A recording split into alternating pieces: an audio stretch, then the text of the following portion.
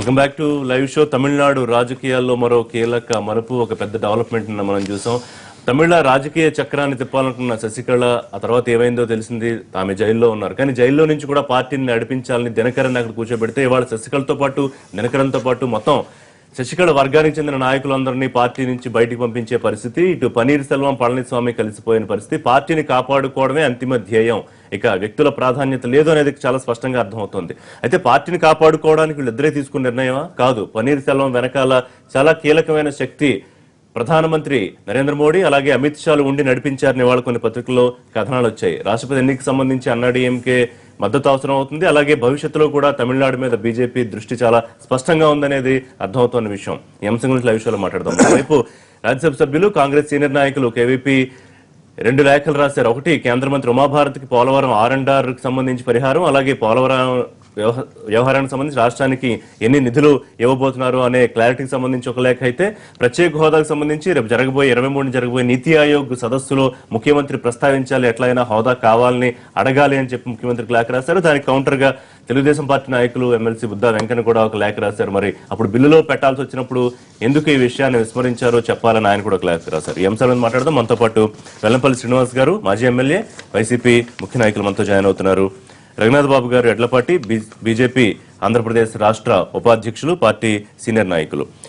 గిడుగు రుద్రరాజు గారు, మాజీ MLC, Congress party senior నాయకులు. వై సాయిబాబు గారు 20 సూత్రాల అమలు కమిటీ చైర్మన్, ఆంధ్రప్రదేశ్ ప్రభుత్వానికి తెలుగుదేశం పార్టీ ముఖ్య నాయకులు. రైట్. రుద్రరాజు గారు, ఈ డ్రామా ఏదైతే మనం తమిళనాడు చూసాం, గత సిరీస్ ఆఫ్ ఎపిసోడ్స్ చూసాం, ఒక దాదాపు 15 రోజులు మనకు వేరే టాపిక్ కూడా లేదు. అయితే తర్వాత మళ్ళీ ముఖ్యమంత్రులు మారడం ఇవన్నీ మనం చూస్తున్నాం. కానీ ఇక్కడ పన్నీర్ సెల్వం తన పట్టు నెగ్గించుకున్నారు. ఒకటి, శశికళ వర్గాన్ని కంప్లీట్ గా బయటికి పంపించడంలో. అయితే జరిగిన ఎపిసోడ్స్ కూడా మనం ఐటీ దాడులు కానివ్వండి, లేకపోతే ఈ గుర్తు కోసం వాళ్ళు లంచం ఇవ్వ చెప్పడం, ఇవన్నీ కూడా కలిసి వచ్చాయి. కానీ దీని వెనకాల గేమ్ ప్లాన్ ఎవరిదని అనిపిస్తుంది? డెఫినెట్ గా పన్నీర్ సెల్వం బలమేనా? దీనికి డెఫినెట్ గా అర్థం అవుతోంది. దీనికి కథా స్క్రీన్ పే దర్శకత్వం ప్రధానమంత్రి మోడీ గారు, అమిత్ షా గారు, భారతీయ జనతా పార్టీకి చెందిన పెద్ద నాయకులు. అప్పుడు ఆవిడ చనిపోయినప్పుడు ఆ కొద్ది రోజులు జరిగినటువంటి ఎపిసోడ్ లో కూడా కేంద్ర మంత్రులు కొంతమంది సీరియస్ గా ఇన్వాల్వ్ అవడం, సిరీస్ ఆఫ్ టాక్స్ వాళ్ళ మధ్య నడపడం, ఇదంతా కూడా రకరకాల ఇదిగా మనకు వచ్చినటువంటి సంఘటన. అల్టిమేట్ గా వాళ్ళు ఎలిమినేట్ చేద్దాం అనేటువంటి భావనకు వచ్చారు. ఎందుకంటే ఆమె తొందరపడ్డారు. భారతీయ జనతా పార్టీ బ్లెస్సింగ్స్ కానీ, కేంద్ర ప్రధానమంత్రి గారి బ్లెస్సింగ్స్ కానీ తీసుకుని ఉంటే would have been a different show. అది లేకుండా డైరెక్ట్ గా ఇదంతా చేయడం వల్ల ఇంటెలిజెన్స్ వాళ్ళకు కూడా తెలియదు. ముఖ్యమంత్రి స్టేట్ ఇంటెలిజెన్స్ కూడా తెలియకుండా ఆమె సిఎల్పి పార్టీని కాల్ఫర్ చేసేంత కట్టుదిట్టమైనటువంటి చర్యలు తీసుకుంది. అల్టిమేట్ గా government of India man and machinery అంతా కూడా వీళ్ళ దగ్గర ఉంటుంది. కాబట్టి మనం జయలలిత గారు చనిపోయిన రోజునే మనకు అర్థమైపోతుంది. పన్నీర్ సెల్వం గారు వెళ్తే పన్నీర్ సెల్వం గారిని ప్రధానమంత్రి గారు ఓ పక్కన పెట్టుకున్నారు, ఆవిడ నెత్తి మీదేమో చేపెట్టారు. ఈ విజువల్స్ అన్ని కూడా మనం చూసాం.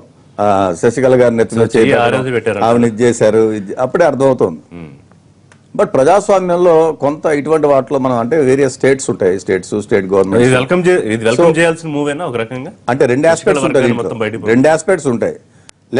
ఇప్పుడు మనం ఫెడరల్ స్ట్రక్చర్ లో ఏ స్టేట్ ఆ స్టేట్ అది అపోజిషన్ పార్టీ, భారతీయ జనతా పార్టీకి సంబంధం లేదు. Bharatiya party as far Tamil Nadu is concern non entity. అసలు అక్కడ బలమైనటువంటి ఓట్ బ్యాంక్ కానీ లేదా క్యాడర్ కానీ లేనటువంటి పరిస్థితుల్లో సో దీన్ని వాడుకోవాలనేటువంటిది మనం అందరం పేపర్లో చూస్తున్నటువంటి పరిస్థితి.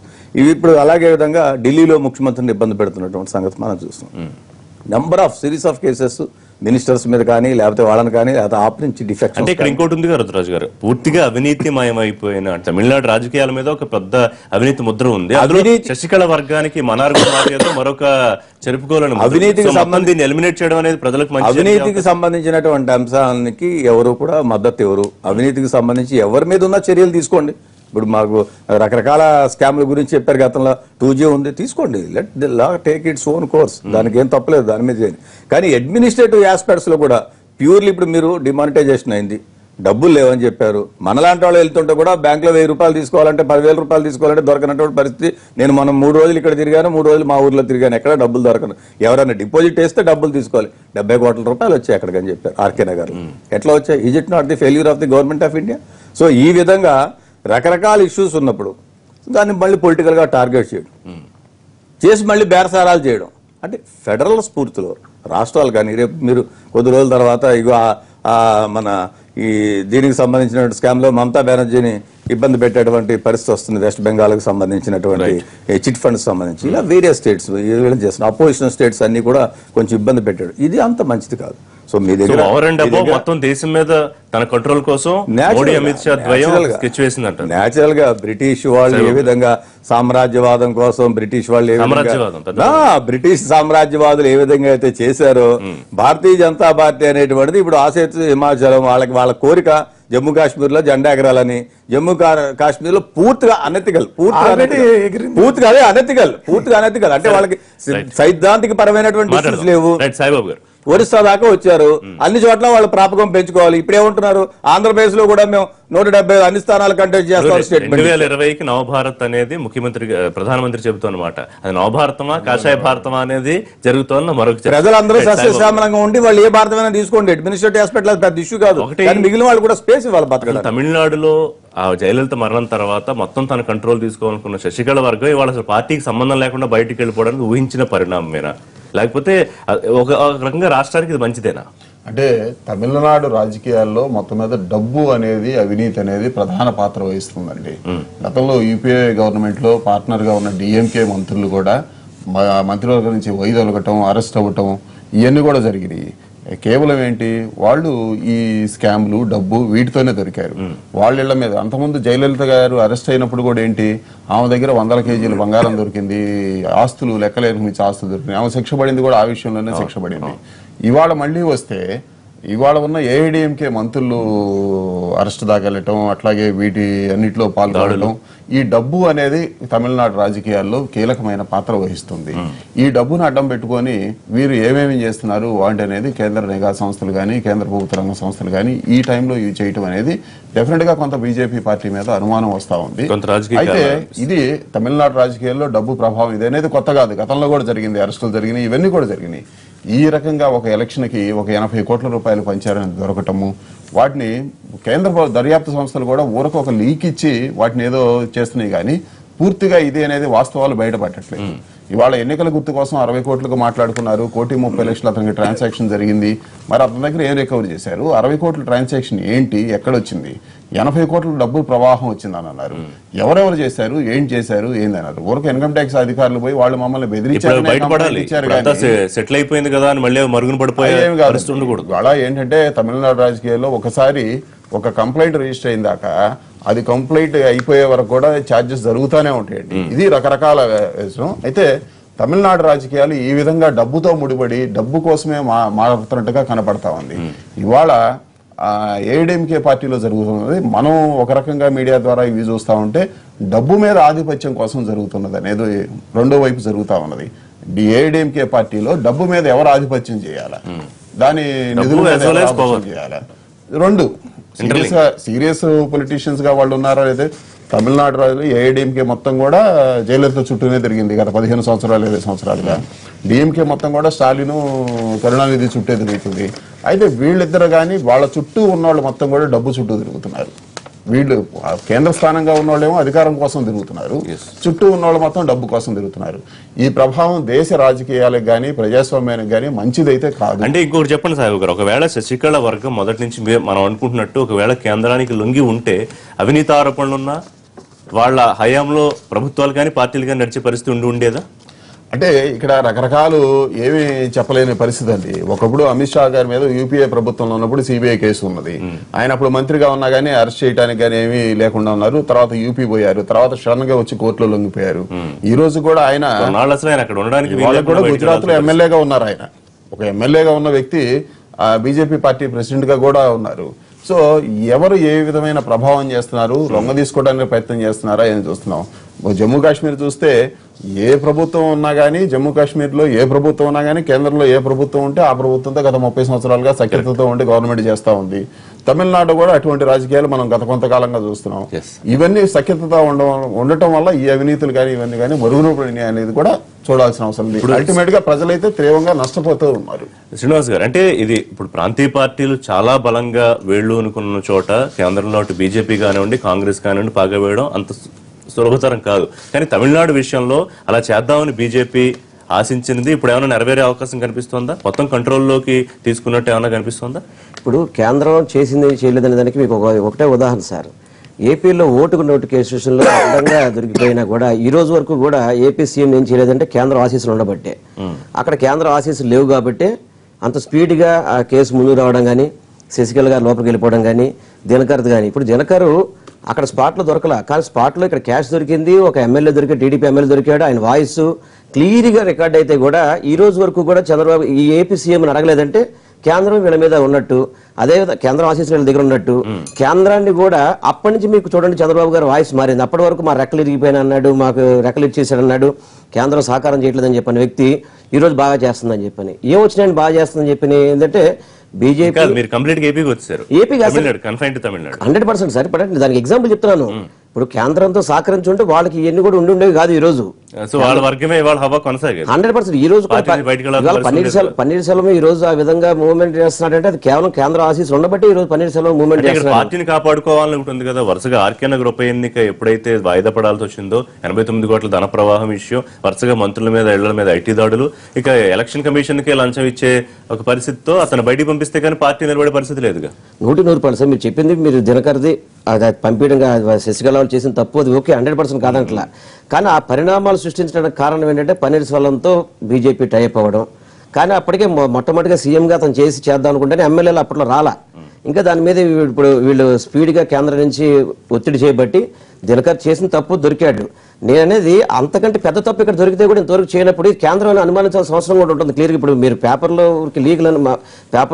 అనుమానించాల్సిన పని లేదు. అంటే ఇక్కడ ఇంకొక విషయం ఆలోచించిన శ్రీనివాస్ గారు, అవినీతి ఆరోపణలు భారీగా ఎవరి మీద అయితే ఉన్నాయో ఆయా రాష్ట్రాల్లో వాటి మీద ప్రత్యేక దృష్టి పెట్టిందా కేంద్రం? రేపు పొద్దున్న రాజకీయంగా అనుకూలంగా ఉంటే ఒకలాగా, అనుకూలంగా లేకపోతే మరొకలాగా ఉండే అవకాశం ఉందని భావించాలా? కేంద్రం అన్ని విధాలు చూస్తే ఇబ్బంది, అన్ని చోట్ల చేస్తే ఇబ్బంది లేదు సార్.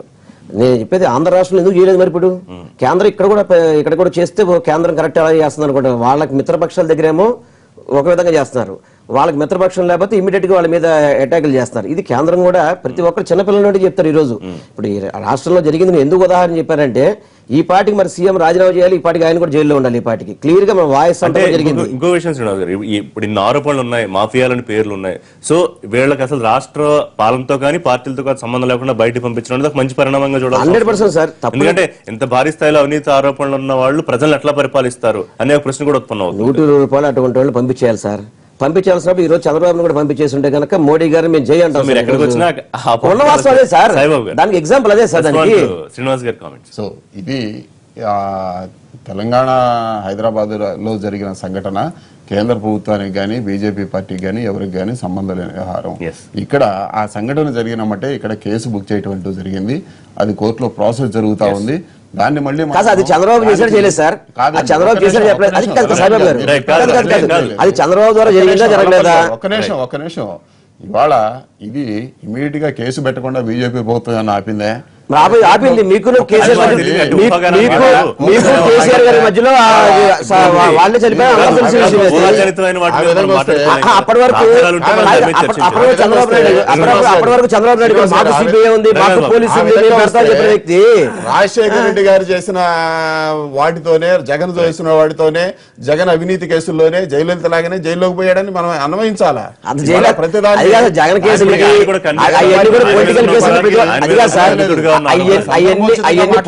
అవన్నీ పొలిటికల్ కేసులు అనేది ప్రతి వాడికి తెలిసింది సార్. పొలిటికల్ కేసులు, పొలిటికల్ ఖర్చులని. ఇది ఎందుకు పొలిటికల్ కేసు? 50 లక్షల రూపాయలు మీరు రేవంత్ రెడ్డి దొరికిపోయారు క్యాష్ పట్టుకొని పొలిటికల్ కేసు అవుతుందా? జగన్మోహన్ రెడ్డి 50 లక్షలు ఎక్కడ పట్టుకొచ్చారు? డబ్బులు 50 లక్షలు ఎక్కడ పట్టుకొచ్చారు మీరు? అట్లా మాట్లాడారు. ఆస్తులు ఎందుకు కోట్ల రూపాయలు పొలిటికల్ గా మీరు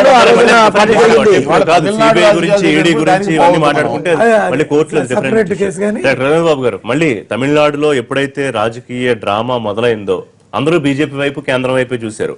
మళ్ళీ ఇప్పుడు కూడా కేంద్రం వైపు చూడాల్సిన పరిస్థితి మీరే కల్పించారు, కరెక్టేనా? ఇప్పుడు తమిళనాడులో జరుగుతున్నటువంటి రాజకీయాలు పూర్తిగా ఆ పార్టీ యొక్క వ్యక్తిగతమైన, ఆ పార్టీకి సంబంధించినవి. మాకు ఏ విధమైన సంబంధం లేదు. ఎందుకంటే నేను చెప్తున్నా అంటే మొన్న జరిగినటువంటి ఈ ఉప ఎన్నిక, రద్దయినటువంటి ఉప ఎన్నికలో మేము బీజేపీ మేము వెళ్ళని అడ్వాన్స్ మా క్యాండిడేట్ మేము పెట్టేసాం. పన్నీర్ సెల్వం ఆయన క్యాండిడేట్ ఆయన పెట్టుకున్నాడు. శశికళ పార్టీ తరఫున దినకరన్ వచ్చాం. కాబట్టి మేము వాళ్ళతో లాలోచి లేకపోతే అండర్స్టాండింగ్ లేదు. నెంబర్ 1.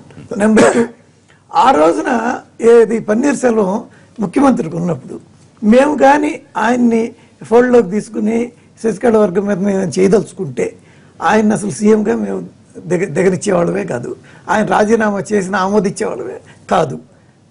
లేదు, ఆయన్ని అవతల పార్టీలో చీలికి తీసుకొచ్చి ఆయన్ని ఏదో చేసేవాళ్ళం. కాబట్టి మాకు వాళ్ళ అంతర్గత వ్యవహారాలతో సంబంధమే లేదు. మేము వ్యక్తిగత మా పార్టీ సొంతంగా పెరగాలని కోరుకుంటాం, అది సహజం. సో ఇప్పుడు సహజం. తమిళనాడు ఏఐడిఎంకే పార్టీలో జరిగిన వ్యవహారాలకు కానీ తమిళనాడులో అధికార మార్పిడికి బీజేపీకి కేంద్రం ఏ సంబంధం లేదు, ఏ విధమైన సంబంధం లేదు. అసలు బీజేపీలో మిగతా నాయకులను నమ్ముతారా మీరు చెప్తున్న మాటని?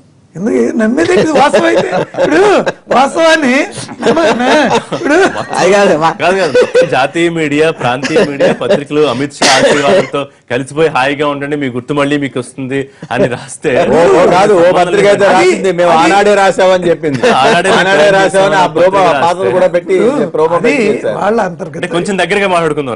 అది కాదండి, ఇప్పుడు శశికళ ఆమె మీద ఆళ్ళల్లో కూడా కోపం ఉన్నట్టుంది, కానీ దాన్ని తీర్చుకునే అవకాశం రాలేదు. కానీ వాళ్ళు ఆమె జైల్లోకి వెళ్తే మొత్తం ఎమ్మెల్యేలంతా 4 రోజులకు దగ్గర ఉండి బయటికి రాని పరిస్థితి ఉండి మొత్తం అంతా అవుట్ రేట్ సపోర్ట్ చేసి వాళ్ళు అదే ఎమ్మెల్యేలు అదే మంత్రులు మాకు అక్కర్లేదని చెప్తే ఈ నెల రోజుల్లో ఏమి ఆమె జైల్లో ఉండటం వల్ల పార్టీ మీద కంట్రోల్ ఉండదండి, గ్రిప్ ఉండదు. 2 దినకరన్ చాలా కొత్తగా వచ్చి స్ట్రైట్ అవే మొత్తం ఇది తీసుకుంటున్నాడు. ఈ 3 వాళ్ళ అవినీతిలో బుక్ అయ్యాడు. కానీ చాలా సంతోషించాల్సిన విషయం, దేశవ్యాప్తంగా అవినీతికి వ్యతిరేకంగా జరుగుతున్నటువంటి ఈ ఉద్యమంలో బీజేపీ తప్పించి బీజేపీకి అది లేదు. బీజేపీకి అవినీతి ఆరోపణలు కాదు, బీజేపీకి తప్పించి ఒక రాష్ట్రంలో 3 కోట్లు 4 కోట్లు ఎలక్షన్ ఎక్స్పెండిచర్ ఎక్కడి నుంచి వచ్చాయండి వీళ్ళకి చెప్పమనండి. అవి మీరు ఆరోపణలు చెప్పనండి. ఉత్తరప్రదేశ్ లో మీరు ఎవరినైనా అడగండి, ఉత్తరప్రదేశ్ లో ఇవన్నీ డబ్బులు తగిలించారు. అక్కడ ఏదో ఓటుకి దాదాపు యావరేజ్ 750-800 రూపాయలు. ఉత్తరప్రదేశ్ లో మీరు అడగండి. నేను ప్రత్యక్షంగా పనిచేశాను, అంతకు ముందు కూడా చెప్పాను ఆన్ రికార్డు. మీ రాజ్యసభ సభ్యుడు, మీకు అక్కడ అదొక ఆస్పెక్ట్. అంటే ఇప్పుడు రఘునాథ్ బాబు గారు, ఒకటి సౌత్ మీద ఫోకస్ చేసే ఆలోచన బీజేపీకి ఉంది. దాంట్లో ఎక్కడైతే వీక్ గా ఉన్నాయో ప్రాంతీయ పార్టీలు ఎక్కడ దెబ్బతింటున్నాయో అక్కడి నుంచి ఫోకస్ చేసుకొచ్చే ఆలోచనతో తమిళనాడు మీద ఫోకస్ చేశారు. ఇప్పుడు దేశంలో అన్ని రాష్ట్రాల్లోనూ మేము ఎదగాలనే కోరుకుంటాం.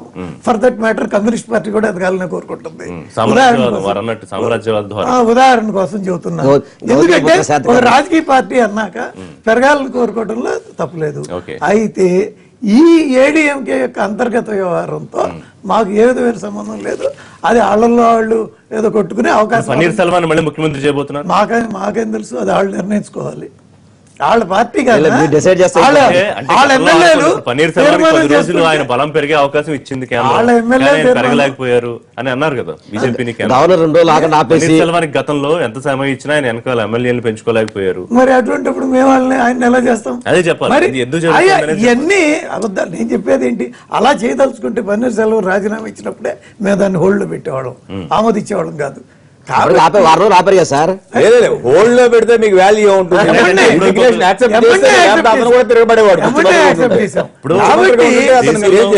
దేశంలో అవినీతి లేకుండా చేయాలనే ఒక పెద్ద దృఢ సంకల్పంతో కేంద్రం ముందుకు వెళుతూ ఉంటే కనుక కేవలం తమిళనాడు మీదైనా మిగతా రాష్ట్రాల మీద కూడా ఎటువంటి ఆలోచనతోనే పనిచేస్తారు. రాజస్థాన్ చూడండి, ఎక్కడ ఇలాంటివి వచ్చినా రాజస్థాన్ చూడండి, శారదాను నారదాను అక్కడ ఉంది, దానిలో చట్టం తన పని చేసుకుపోతుంది.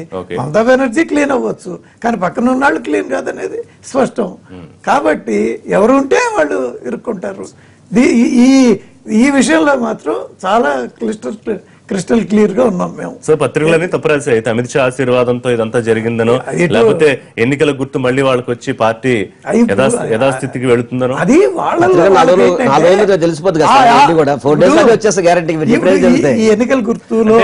ఎన్నికల గుర్తులో కరప్షన్ ఇన్వాల్వ్ అయ్యిందనే కేసుని నుంచి బయటపడటానికి వాళ్ళ కింద మీద పట్టు. ఇప్పుడు సరే, ఇప్పుడు డిమానిటైజేషన్ తర్వాత బ్లాక్ మనీ ఉండదు, ఇవన్నీ మనం మాట్లాడుకున్నాం. కానీ ఎన్నికల్లో ఇవ్వడానికి మళ్ళీ కోట్ల రూపాయలు అందుబాటులోకి వచ్చేసాయి. సరే ఎలా వచ్చాయి ఏంటనేది ఒక ఇష్యూ అయితే, ఎన్నికల్లో ఎవరు డబ్బులు ఇవ్వట్లేదు ఓట్లు కానీ అనుకుంటే కనుక మనం మోసం చేసుకుంటున్నట్టే, దాన్ని సపోర్ట్ చేయట్లేదు కానీ మోసం చేసుకుంటున్నట్టే. కానీ దినకరన్ అండ్ కో డబ్బులు పంచుతున్నట్లు ఆధారాలు దొరకడం, రెండోది వరుసగా మంత్రుల మీద ఐటీ దాడులు జరగడం, రెండోది ఈడీకి డబ్బులు ఇస్తున్నారనే లంచం, ఇవన్నీ కొంత అనుమానం జరిగే steps ట్రాకింగ్. ఇదంతా ట్రాకింగ్. అన్లెస్ అదర్వైజ్ మీరు వాళ్ళ ఫోన్ ట్యాప్ చేస్తే గానీ ఆ స్పెసిఫిక్ ఇన్స్టెన్సెస్ ఇంటెలిజెన్స్ చేసే పనేనా రెగ్యులర్ గా ట్రాకింగ్ చేస్తూ ఉంటుంది. ఇటువంటి జరిగినప్పుడు చేస్తూ ఉంటుంది. వీళ్ళు కొంచెం బాగా ఎక్స్పర్ట్స్ కాబట్టి, వీళ్ళు బాగా మోర్ ప్రొఫెషనల్ కాబట్టి, బాగా చాలా కావాల్సిన పొలిటికల్ ఇంట్రెస్ట్ ఉంది అనే డెఫినెట్ గా మీకు ప్యూర్లీ వారే చెప్తున్నారు మేము పెరగాలనుకుంటున్నాం, పెంచుకోవాలనుకుంటున్నాం. నార్థన్ ఇండియాలో భారతీయ జనతా పార్టీ పెరిగేటువంటి పరిస్థితి లేదు. 2019 ఎన్నికల్లో అయిపోయింది. నార్థన్ ఇండియాలో అయిపోయింది. Have reached saturation. ఇంకా తగ్గడం తప్పించి ఏమీ లేదు వాళ్ళకి పరిస్థితి. తగ్గుతారని కూడా వాళ్ళకి తెలుసు. అందుకోసం ఇప్పుడు now they are concentrating upon non Hindi speaking areas and southern ఏరియాలో వాళ్ళకి, కేరళలో వాళ్ళకి ఉన్నటువంటి పరిస్థితులు ఇదేటువంటి పరిస్థితి లేదు. సో కేరళలో లేనప్పుడు తమిళనాడులో కూడా కొంత disturbance, regional language Hindi, non Hindi belt కాబట్టి అక్కడ పెద్దగా ఇది కాదు. ఇప్పుడు చెప్పండి, ఈ మూవ్ తో ఒక రకంగా కంట్రోల్లో ఉన్నట్టు అనుకోవాలా? ఎందుకంటే వాళ్ళు కలిసిపోయారు. ఇవాళ అది ఎప్పటికీ బలమైన పార్టీయే. ఒకవేళ మళ్ళీ నాయకత్వం స్ట్రాంగ్ అయ్యే అవకాశం ఉంటుంది. ఎందుకు వాళ్ళు మళ్ళీ కంట్రోల్లో ఉండాల్సిన అవసరం ఉంటుంది? వీళ్ళకి అక్కడ స్పేస్ కావాలి కదా సార్. భారతీయ జనతా పార్టీకి ఎంతో కొంత స్పేస్ కావాలి కాబట్టి డిస్టర్బెన్సెస్ క్రియేట్ చేస్తేనే న్యాచురల్ గా వాళ్ళు ఆ వర్గం ఈ వర్గం ఇప్పుడు ఎవరు చూస్తారు సార్? ఇప్పుడు ఇందాక వారు చెప్పారు, ఏం చెప్పారు మనకి, పర్టికులర్ ఇష్యూలో ఎలక్షన్ కమిషన్ ఆఫ్ ఇండియాకి ఇంత డబ్బు ఇవ్వ చూపారు. ఇచ్చిన దానికే లేదు, ఇవ్వ చూపిన దానికి ఏముంటుంది? ఇచ్చిన దానికే లేదు ఎక్కడైనా సరే, ఇవ్వ చూపిన దానికి ఏముంటుంది? సో నేను అనేది ఏంటంటే ఇవన్నీ కూడా ఫ్యాబ్రికేటెడ్. ఇవన్నీ కూడా ఈవేళ కాకపోతే రేపో ఎల్లుండో 6 నెలలకో సంవత్సరాలకు పోతాయి. మెయిన్ టైం ఏంటి, వాళ్ళు అందరినీ భయభ్రాంతులు చేస్తున్నారు. ఇప్పుడు ఈవేళ ఉన్న పరిస్థితిలో భారతీయ జనతా పార్టీకి ఎవరైనా వ్యతిరేకంగా మాట్లాడితే అవసరమైతే ఎవరినైనా ఈడీలో పెట్టగలుగుతారు. ఈడీ ఏముంటుంది, పిలిచి కూర్చోబెడుతుంది. ఏం చేయగలుగుతుంది సార్? ఇప్పుడు ఇన్కమ్ ట్యాక్స్ నోటీసులు ఇచ్చారు, 60,000 మందికి ఇచ్చారు దేశవ్యాప్తంగా, డిమానిటైజేషన్ అన్నారు. What is the men and machinery that they have? ఎంతమంది ఆఫీసర్లోనే ఏం చేస్తారు? అసలు ఏం జరుగుతుంది? భయానికి గురి చేయించారనుకుంటే కనుక ఇప్పుడు ఏవైతే కేసులు ఆల్రెడీ ఉన్నాయో ఆ ముందుకెళ్లి వాళ్ళు కన్విక్ట్ అయ్యే పరిస్థితి వస్తే మేబీ వారన్నట్టు ఆ పాత్ర లేదు అనుకోవచ్చు. కానీ అవన్నీ సైలెంట్ అయిపోయి అనుకోండి, అప్పుడు ఖచ్చితంగా అనుమానించాల్సిన పరిస్థితి. వీటిల్లో ఏంటంటే ఇమీడియట్ గా డెసిషన్ తీసుకోవటమా, డ్రాగ్ ఆన్ చేయటమా, సంవత్సరాల తరబడి వీటిని కొనసాగించడం అని ఉంటుంది. ఫోర్స్ కేసు 30 సంవత్సరాల పాటు కొనసాగించారు. దాంట్లో ప్రభుత్వాలే మారిపోయే పరిస్థితులు తీసుకొచ్చింది. సో ఇక్కడ కొన్ని ఇఫ్ అండ్ బట్స్ ప్రకారం జరుగుతూ ఉంది. అయితే ఇందాక మీరు అన్నట్టుగా ఆఫ్టర్ డిమానిటైజేషన్ తర్వాత ఎన్నికల మీద డబ్బు ప్రభావం ఉండకుండా చూద్దాం అనేది జరగలేదనేది. అట్లాగే మొన్న బెంగళూరులో ఒక రౌడీ షీటర్ వాడి దగ్గర 100 కోట్ల రూపాయల క్యాష్ దొరికింది. ఎక్కడి నుంచి వచ్చినాయి ఇవన్నీ? ఆ దొరికే వరకు కూడా వీళ్ళెవరు ట్రాక్ చేయలేకపోయారు. అది వేరే పోలీస్ కేసులో దొరికింది.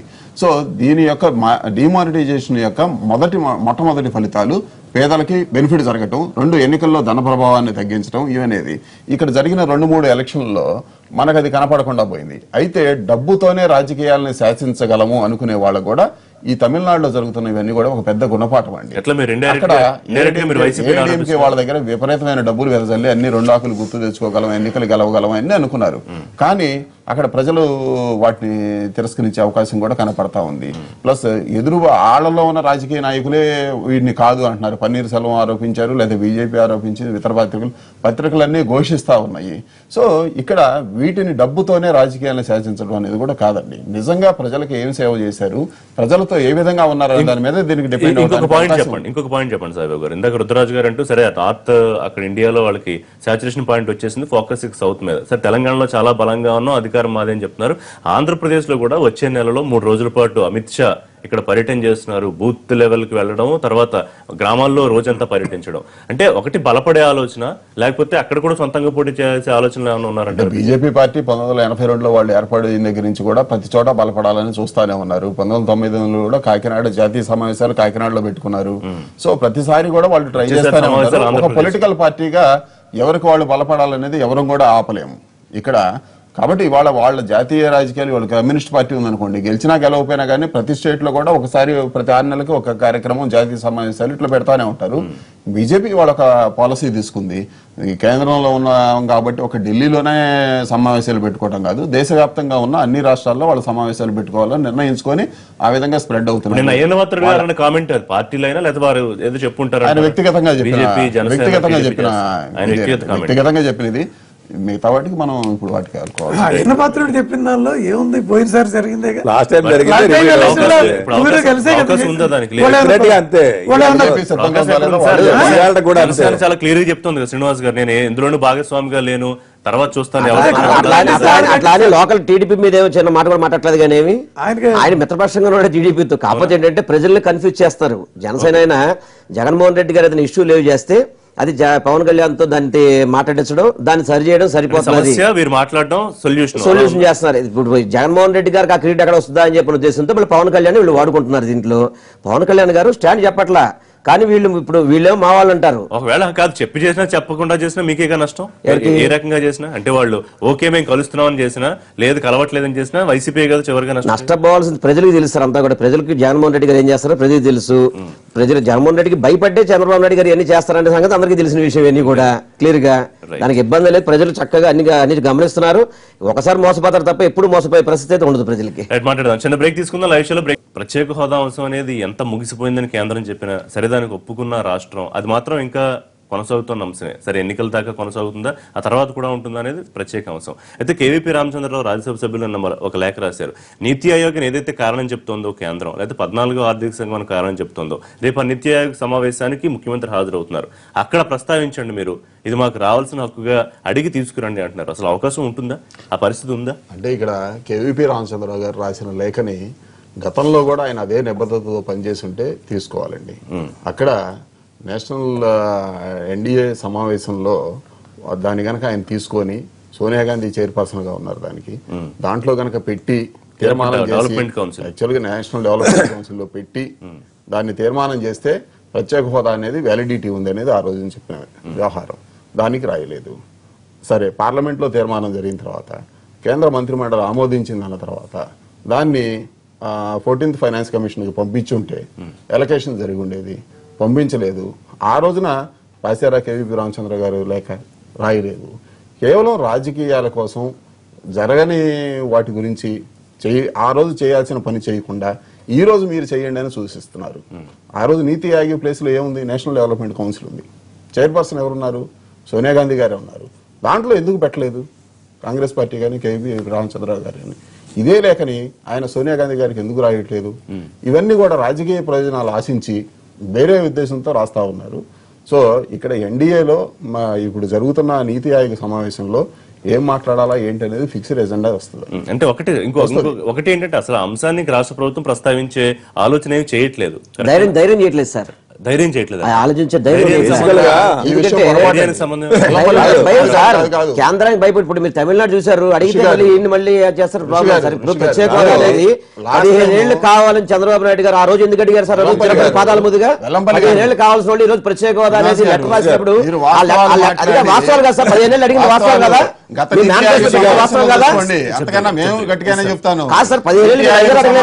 గతంలో చంద్రబాబు నాయుడు గారు మాట్లాడారా లేదా? దీని గురించి అడిగారా లేదా? మరి సమావేశాన్ని మీరు ఎజెండా కాదు మేము అడిగింది. అయితే అక్కడ పొలిటికల్ గా కూడా కామెంట్ చూడాలి మనం. రుద్రరాజు గారు, ఒకవేళ ఈ ప్రస్తావన తీసుకురాకపోతే మీరు రాష్ట్రానికి తీరని ద్రోహం చేసిన వారిగా ఉండిపోతారని సాయిబాబా గారు చెప్పారు. ఒక నిమిషం, వారు సాయిబాబా గారు మాట్లాడారు. వారికి కేవీపీ గారికి సిన్సియారిటీ ఉందా అంటే, parliament all the time parliament లో రాష్ట్రం విడిపోకూడదని నిలబడ్డారని. అంటే when he is talking of the sincerity issue ఎడల 100% సిన్సియర్ గా ఉన్న దాంట్లో ఈవెన్ టీడీపీ ఎంపీల కన్నా కూడా ఎక్కువగా కృషి చేశారు. సో ఇప్పుడున్నటువంటి పరిస్థితిలో మీరు చాలా సీనియర్ పొలిటీషియన్, సీజన్ పొలిటీషియన్, 10 సంవత్సరాల వరకు ముఖ్యమంత్రి చేశారు, లీడర్ ఆఫ్ అపోజిషన్ చేశారు, చిన్న వయసు నుంచే 78 నుంచి రాజకీయాల్లో ఉన్నారు. మరి 15 సంవత్సరాలు ఎలా అడిగారండి మీరు ఎన్నికలప్పుడు? ముందు 15 సంవత్సరాలు ఎలా అన్నారండి? అన్నారా లేదా ముఖ్యమంత్రి గారు?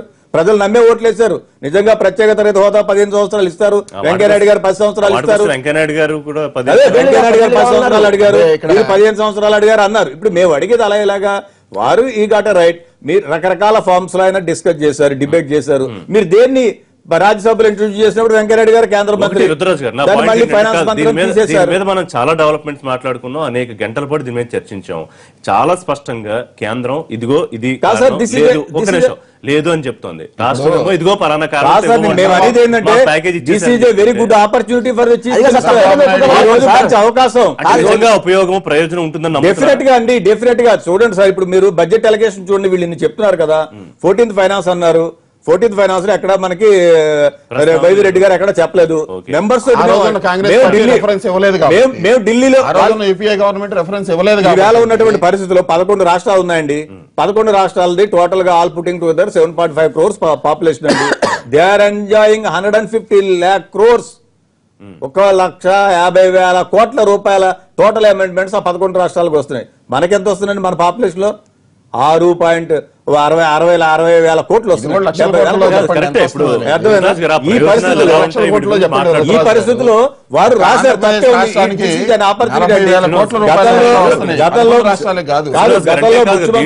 ఒకటి పాలిటిక్స్ చూడాలా, లేదు రెండు నిజంగా ప్రయోజనం ఉంటుందని నమ్మే వారు లేఖ రాశారు అనుకోవాలా? ఇప్పుడు నిజంగా ప్రయోజనం లేకపోతే ఆ రోజు అంత గట్టిగా వెంకయ్యనాయుడు గారు పట్టుబట్టరు.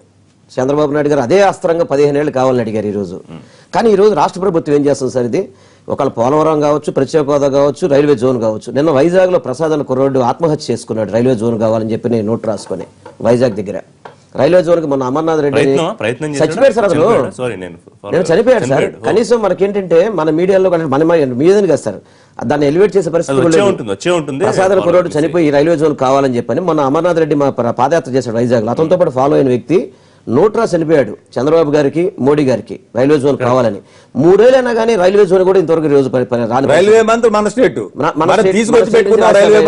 అయితే గనక ఈ రోజు వరకు కూడా చంద్రబాబు నాయుడు గారు అడగలేని పరిస్థితి. ఏం సార్ ఇది 3 ఏళ్ళు అయిపోతుంది రైల్వే జోన్. అలాంటప్పుడు మరి అలాంటప్పుడు ఎందుకు దాని మీద పోరాడాలి కదా? అందరి పార్టీలు కలిపి పోరాట చేయండి. పోరాడకుండా మీరు చేసిన తప్పులన్నీ కూడా వాళ్ళ మీద సరెండర్ అయిపోయి రాష్ట్రాన్ని అభివృద్ధి తీసేస్తుంటే ఎవరు ఊరుకుంటారు సార్? ప్రజలు ఊరుకుంటారా? రఘునాథ్ బాబు గారు, ఒకటి ఈ అంశం మీద మీరు క్లారిటీ ఇచ్చేసాము, మొత్తం తలుపులు మూసేసామనే పరిస్థితేనా, లేదా ఒక్కసారి కొంచెం తీసుంది ఆలోచిస్తామనే పరిస్థితి? మరి ఇప్పుడు వారు లెటర్ రాశారు, నీతి ఆయోగ్ చాలా ఇంపార్టెంట్ సదస్సు, అక్కడ ఒక ప్రస్తావన నాకు తెలిసి అక్కడ మొత్తం సదస్సులో ప్రస్తావనకు వచ్చే అవకాశం లేకపోయినా దాన్ని ఉపయోగించుకునే పరిస్థితి ఉంటుందా చంద్రబాబు నాయుడు గారికి? ఇది ముగిసిన అధ్యాయం, వెరీ క్లియర్. అలాంటప్పుడు బీజేపీ సమాజం చెప్పండి సార్. నరేంద్ర మోడీ గారు తిరుపతికి వచ్చి సమాధానం చెప్పండి. ఎందుకంటే తిరుపతి ఎగ్జిక్యూటివ్ మీటింగ్ ఉంది, నేను పొరపాటు చెప్పాను. మీటింగ్ విజయవాడలో పెడుతున్నారు. నేను పొరపాటు చేశాను. చెప్పనండి, ఇది వాళ్ళ కేవీపీ గారు రాయటం అనేది దెయ్యాలు వేదాలు వాళ్ళు ఇచ్చినట్టు. ఎందుకని అంటే చెప్తా ఏనండి. ఎందుకో 2004లో టీఆర్ఎస్ తో కలిసి కాంగ్రెస్ పోటీ చేసినాడే వాళ్ళకి తెలుసు ఈ రాష్ట్రం విభజించాలి. 2004 నుంచి 2014 వరకు ఈ 10 సంవత్సరాల్లో విభజించబడుతున్నటువంటి ఆంధ్రప్రదేశ్ కి ఏమేంటి కావాలి? పోలవరం, ఈయనన్నట్టు రైల్వే జోను, ఇవన్నీ ఇచ్చేసి ఉండొచ్చు కదా. 10 ఏళ్ళు కేంద్రంలో రాష్ట్రంలో అధికారంలో ఉండి విభజించాలని తెలిసి వాళ్ళు ఇవాళ ఏవో మాట్లాడటానికి శాంక్టిటీ ఏంటి? ఏముండదు. అందుకనే దెయ్యాలు అని నేను అన్నమాట కాదు. మరి వెంకయ్యనాయుడు గారు 10 ఏళ్ళు ఎందుకు అడిగారు రాజ్యసభలో? వెంకయ్యనాయుడు గారు 10 ఏళ్ళు ఎందుకు అడిగారు? కాదు అంటే పరిస్థితిని మీరే మార్చి, పరిస్థితికి అనుకూలంగా మీ తెలివితేటలన్నీ ఉపయోగించి మీరే మాట్లాడితే కేంద్రంలోని పెద్దలు, ఆంధ్రప్రదేశ్ ప్రజలు మాత్రం ఏమి చేతకని వాళ్ళ చూస్తూ కూర్చోవాలా? అదే మీరు చెప్పదలుచుకోండి. ఒకటండి, కాంగ్రెస్ ఆ రోజు డివిజన్ లో బీజేపీ రోల్ ఉందా లేదా? అవునండి, అధికారంలో ఉండి లేకపోతే చెప్పారు కదా ఒక మాట. ఎందుకు రైల్వే జోన్ వాళ్ళు ఇవ్వలేకపోయారు 10 ఏళ్ళు? సార్ అది లేదండి సార్.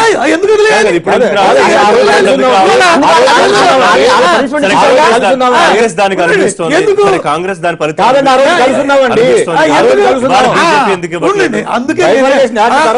అందుకే నేనేమంటా, ఇది కేవీపీ గారు కాకుండా వేరే వాళ్ళు రైజ్ చేసి ఉంటే ఏమాత్రం శాంక్టిటీ రేస్ చేసిన వ్యక్తి ఇంపార్టెంటా, పాయింట్ ఇంపార్టెంట్? ఎందుకు ఆ పార్టీ ఇంపార్టెంట్? ఆ party Bharatiya Janata party railway zone ప్రధానమంత్రి కాదండి చేసింది. మీరు కూడా నాశనం చేయాలని కంకణం కాదు. ఎందుకు ఇవాళ ఈ లోటు బడ్జెట్ కింద 5 ఏళ్లకి 22,000 కోట్లు లెక్క కట్టి ఈశాన్య రాష్ట్రాలకి ఏ రకంగా లోటు బడ్జెట్ వస్తుందో ఆ రకంగా వస్తుంది. రైల్వే జోన్ ఒకటి. సార్. రెండు. ఒక బైక్ ఉండండి, ఒక- ప్రసాద్ ఒక- కరోడ్ నేను చనిపోయారు సార్. ఒక్క నిమిషం, ఒక నిమిషం. చనిపోయారు సార్ ఒక అక్కడ. నిమిషం, ఒక నిమిషం. ఒక నిమిషం. రెండు, ఏ దేశంలో ఏ రాష్ట్రానికి లేని విధంగా ఈ ఎక్స్టర్నల్ ఎయిడెడ్ ప్రాజెక్ట్స్ కి ఇక్కడ 90% ఇవ్వడానికి ఒప్పుకున్నాం. ఇది కేవలం ఒక ఆంధ్రప్రదేశ్ కు మాత్రమే ప్రత్యేకం. కాబట్టి ఈ రెండు రకాలైనటువంటి, ఒక రకంగా చెప్పాలంటే ఆంధ్రప్రదేశ్ కి డబుల్ ధమాకా రెండు ఇచ్చాం. దేశంలో ఏ ఇచ్చారంటే డబల్ ధమాకా. ఎందుకంటే జనం నవ్వుకుంటున్నారు మీ గురించి. దేశంలో ఏ రాష్ట్రానికి లేదు ఇది. ఎక్కడ సో మీరు ఇచ్చిన లెక్కలు మీరు ఇవే చెప్పుకుని రేపు ఎలక్షన్కి వెళ్ళండి. అరుణ్ జైట్లీ గారు చెప్పిన లెక్కలే చెప్తా. 2016-17 సంవత్సరానికి కేంద్ర ప్రభుత్వం రెవెన్యూ లోటు రాజధాని నగరం పోలవరం సంబంధించి ఇంకా రావాల్సింది 3,358 కోట్లు. ఇది 2016-17కి సంబంధించింది. రాజధాని నగరానికి కేంద్రం ఇచ్చింది 450 కోట్లు, భర్తీ చేయాల్సిన లోటు 550 కోట్లు. Backward area కి ఎంత ఇచ్చారండి? 16-17 సంవత్సరానికి బ్యాక్వర్డ్ ఏరియాస్ కనిపించి ఇప్పుడు దాకా 20,000 కోట్లు. సో లక్షల మీరు లెక్క చెప్తే ఇక్కడ 1,000 కోట్లు కూడా లేదు సార్. మీరు అడిగిందే 10,000 కోట్లు పుస్తకంలో సార్. మీరే చైర్మన్ గా పుస్తకం వేసిన దాంట్లోనే 10,000 కోట్లు రెవెన్యూ లోటు కోసం అడిగారు. ఏతావాత మీరు చెప్పేది ఏంటి? ప్రత్యేక హోదా అనేది దయచేసి ఆంధ్రప్రదేశ్ లో పార్టీలు గానీ ప్రజలు గానీ వదిలేయాలి అంతేనా? BJP pass resolution in Vijayawada session చేయమనండి వాళ్ళని. ప్రత్యేక హోదా రావాల్సినట్టు ఇస్తున్నటువంటి రాష్ట్రాలకి ఏ విధంగా లోటు బడ్జెట్ పూజిస్తున్నామో అదే విధంగా ఆంధ్రప్రదేశ్ కి లోటు బడ్జెట్ ఆల్రెడీ ఉంది సార్. ప్రత్యేక హోదా ఇక్కడ బీజేపీ టీడీపీకి క్లారిటీ ఉంది. ప్రత్యేక హోదాకి క్లారిటీ ఉంది. బీజేపీ వాళ్ళ పార్టీ స్టాండ్ లో ఇచ్చాము అనేది అనుకున్నారు. ఆంధ్రప్రదేశ్ రాష్ట్రానికి ఈ బెనిఫిట్స్ ఇంకా కావాలి, ఇంకా ఎక్కువ నిధులు కావాలి, మీరు అడిగిన చట్టబద్ధత కూడా ఇంకా అవ్వలేదు. మీరు అడిగిన ముఖ్యమంత్రి గారి చట్టబద్ధత ఇంకా అవ్వలేదు. ఈ అన్నిటి విషయాల మీద తెలుగుదేశం పార్టీ కట్టుబడి ఉందండి. మిత్రపక్షంగా ఉన్నా గానీ, భాగస్వామ్యంగా ఉన్నా గానీ తెలుగుదేశం పార్టీ ఇంకా ఎక్కువ నిధులు కావాలని, ఇంకా వైజాగ్ రైల్వే జోన్ కావాలని, ఇంకా మిగతా ఫెసిలిటీస్ కావాలని మిత్రపక్షంగా ఉన్నా గానీ డిమాండ్ చేస్తూనే ఉంటాము. వాళ్ళు ఇది ముగిసిన అధ్యాయం అన్నా ఇంకోటి అన్నా కానీ yes we need this one అని మేము రిక్వెస్ట్ చేస్తూనే ఉంటాం. ఆ రిక్వెస్ట్ తో పాటు మనం కూడా సెల్ఫ్ సస్టైన్ అవుతా బతుకుదాం అనేది ప్రయత్నం చేస్తారు. ఎన్టీ రామారావు గారు తెలుగు వారి ఆత్మగౌరవం ఢిల్లీలో తాకట్టు పెట్టకూడదని పార్టీ పెడితే మీరు ఇంకా రిక్వెస్ట్ లేదు సార్. మీరు కూడా అల్టిమేట్ ఇవ్వాలి కదా సార్. మీరు కూడా మా పార్టీ ఎన్టీ రామారావు గారికి అగెన్స్ట్ గా పనిచేస్తాం సార్. చంద్రబాబు నాయుడు గారు మీరు కాదు. ఒకవేళ ఇప్పుడు ముఖ్యమంత్రి అల్టిమేటివ్ ఇచ్చారు అనుకుందాం, అప్పుడు ఆ పరిస్థితి ఉందా? రెండోది రావాల్సినవి అసలు వచ్చే సహకారం కూడా ఆగిపోతే ఏమిస్తారు సార్? రావడానికి ఏమిస్తారు? ఎక్స్ట్రా ఇచ్చారు చెప్పండి సార్. వీళ్ళు చెబుతూ చెప్తున్నారు ఇచ్చినప్పుడు. ఈ రోజు అమరావతి ఎక్కడ ఉంది సార్? ఈ రోజు క్యాపిటల్ నిజంగా మీరు రండి. తాత్కాలిక సచివాలయం తప్ప ఇంతవరకు ఒక రోడ్డు లేదు, ఒక లేదు. ఏం డెవలప్ అయింది సార్ ఆంధ్రప్రదేశ్? విడిపోయిన 3 ఏళ్లలో ఏమైంది? చంద్రబాబు నాయుడు గారు బాగా నిశ్చితపరుడు, చాలా విజ్ఞాని, చాలా అనుభవించిన పని చెప్పి పెడితే ఈ రోజు 3 ఏళ్లలో ఇటు కట్టలేదు సార్. ఏదో ఒక టెంపరీ ఒక 4 షెట్లు వేసేసి అసెంబ్లీ కట్ట సరిపోయిందా? మీ దృష్టిలో మారింది వాళ్ళు అనుకుంటున్నారు. అది అలాంటప్పుడు అభివృద్ధి బీజేపీ బయట రావచ్చు. బయటకు బయటకు రావాలనేది మీరు నిర్దేశించకూడదు అనుకుందాం. వాళ్ళు బయటకు వచ్చేసారు. వాళ్ళ మా సాయంత్రానికి బయటకు వచ్చి రేపటి నుంచి పోరాటం. ఏం జరుగుతుంది? ఆ రోజు వైసీపీ పార్టీ మానుకుంటుందా? ఏం జరగదు. ఆ రోజు వైసీపీ మానుకుంటుందా? రాజకీయాలు మానుకుంటుందా? రాజకీయాలు ప్రజల కోసం కష్టపడి ప్రజల కోసం మీరు తాకట్టు పెట్టదని చెప్పారు సార్. ఎన్టీ రామారావు గారు తెలుగు వారు ఆత్మగౌరవం, మోడీ గారు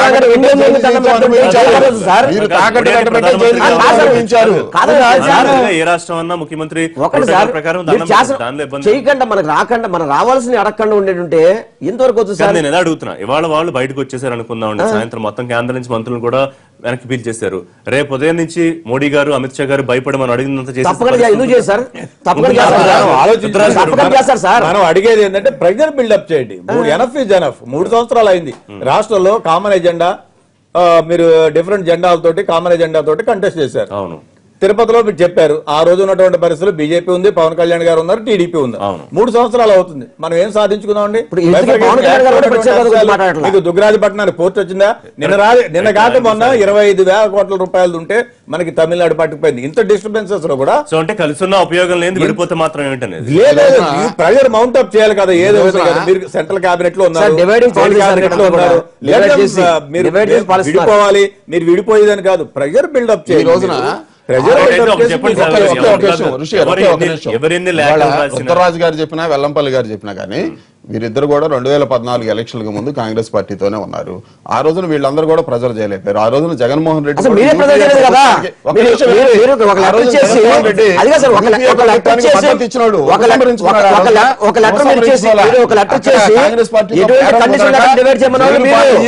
ఆఖరికి ఆ విషయంగా చేశాడు. ఆ రోజున జగన్మోహన్ రెడ్డి ఎందుకు ప్రజలు బిల్డప్ చేయలేదు?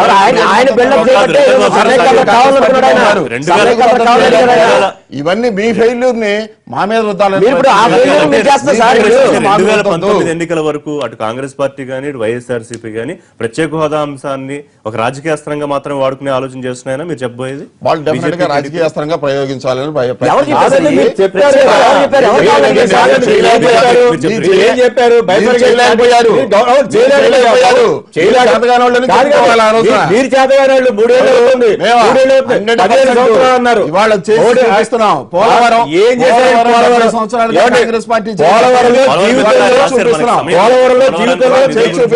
మేము రాజకీయాల నుంచి సన్యాసం తీసుకుంటా మీ బడ్జెట్ ఎలకేషన్ లో మీరు ₹1,00,000 ఇచ్చారని చెప్పండి తెలుగుదేశం పార్టీని. ₹1,00,000 పోలవరం ఇచ్చారని చెప్పండి. ఎప్పుడైనా 5,600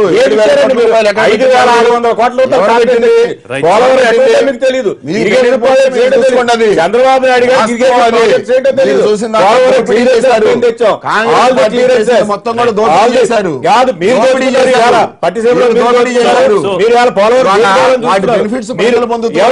ఇదే కాంట్రాక్టర్ ఇదే కాంట్రాక్టర్ మీరు పెట్టుకున్నాళ్ళు పరిస్థితి లేదు. ఎందుకంటే కేంద్రం ఇవ్వాలనుకోవట్లేదు కాబట్టి అనేది పోలవరం తెలుగుదేశం మాట్లాడడం అనేది అవివేకం సార్. పోలవరం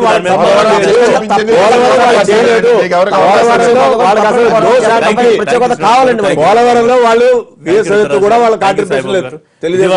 రేపటి లైవ్ షోలో తిరిగి కలుద్దాం. పోలవరం